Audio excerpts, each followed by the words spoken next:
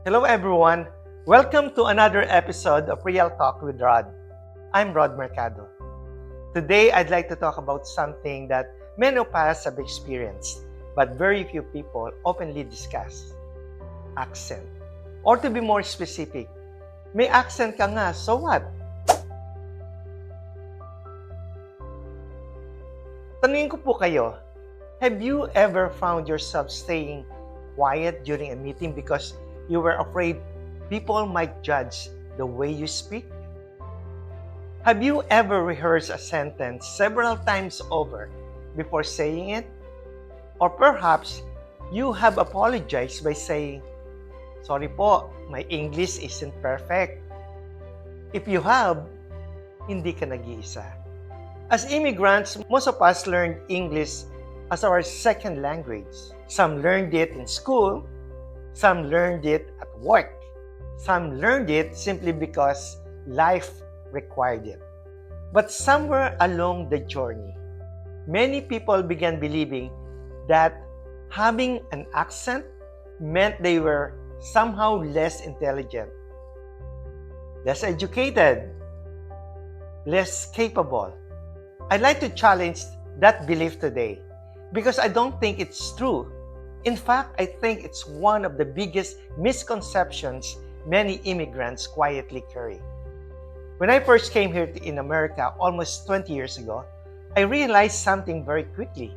People spoke differently. They spoke faster. They used expressions I had never heard before. At times, I had to listen carefully just to keep up with the conversation. Did I have an accent? Of course I did. And to be honest, I still do. But here's what I've learned over the years. An accent is not a weakness. It's evidence that you had the courage to learn another language. Think about that for a moment. Many people spend their entire lives speaking only one language. Yet millions of immigrants around the world communicate every day in languages that were never their first. That's not something to be embarrassed about. That's something to be proud of. Here's something interesting. Travel around the world and you will hear different English accents everywhere.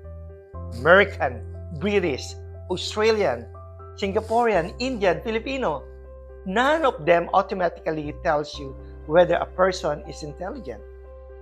Because intelligence isn't measured by pronunciation.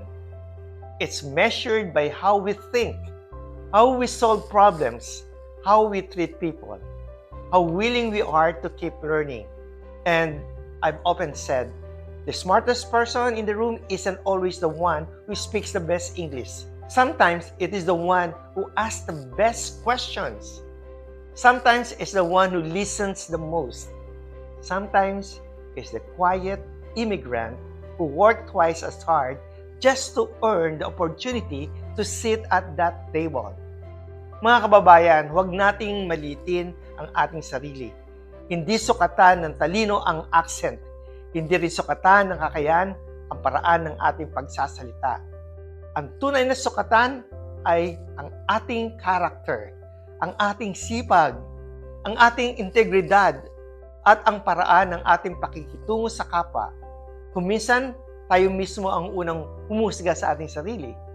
Mas maigpit pa tayo sa sarili natin kaysa sa mga taong nakikinig sa atin. At iyon ang gusto kong baguhin. Kapag nagsasalita ka, huwag mong unahin ang takot. Unahin mo ang mensahe.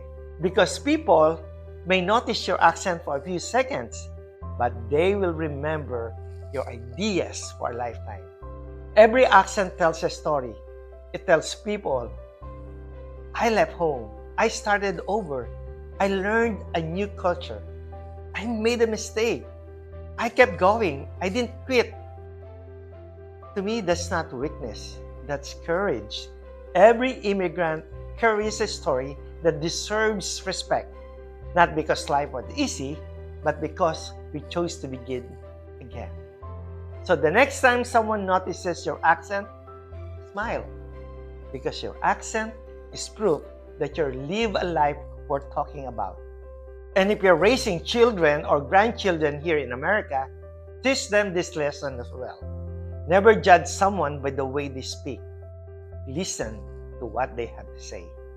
Because wisdom has never belonged to only one language, and dignity has never depended on one accent. Thank you po for spending these few minutes with me. I hope today's conversation reminded you that confidence doesn't come from sounding like everyone else. It comes from accepting who you are and appreciating the journey that brought you here. Until our next conversation, take care of yourself, take care of the people you love, and never stop growing. I'm Rod Mercado. Thank you for joining me on Real Talk with Rod.